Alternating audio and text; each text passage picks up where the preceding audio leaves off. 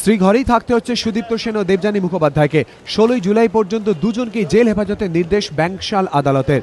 Hastings থানায় দায়ের হওয়া 3টি মামলার প্রেক্ষিতে জেল হেফাজতের মেয়াদ শেষে মঙ্গলবার তাঁদের ব্যাংকশাল আদালতে তোলা হয়।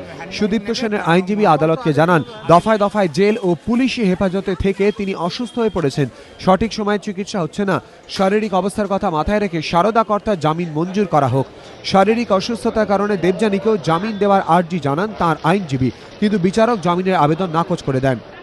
আমরা দুটো মেডিকেল গ্রাউন্ডে পিটিশন আগেও করেছিলাম যে তার শারীরিক অবস্থা খুব ভালো নয়, সেই মেডিকেল ট্রিটমেন্টটা জেলে হচ্ছে না, কারণ যখনই তাকে জেলে পাঠানো হচ্ছে তাকে সঙ্গে সঙ্গে কেউ না কেউ এসে নিয়ে যাচ্ছে।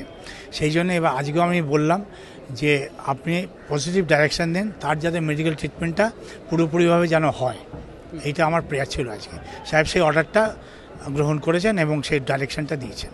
আমরা বললাম যে ওনাদের হেলথ কন্ডিশন এই মুহূর্তে খুব খারাপ, ওনাদেরকে অবিলম্বে, এবং যেহেতু একই ধরনের ইনভেস্টিগেশন চলছে, কোনো কাস্টাডিয়াল ইন্টারোগেশনের প্রেয়ারও নেই পুলিশের তরফ থেকে যে এনাদেরকে আরও ওই কেসে ইন্টারোগেট করা দরকার, এরকম কোনো প্রেয়ার নেই। তো তাই জন্য অবিলম্বে এনাদেরকে জামিন দেওয়া হোক, যদিও মহামান্য আদালত জামিনের আবেদন খারিজ করেছেন।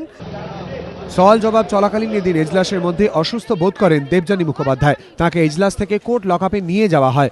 পুলিশ দেবযানীর সঙ্গে অমানবিক আচরণ করছে বলে অভিযোগ করেন তার আইনজীবী।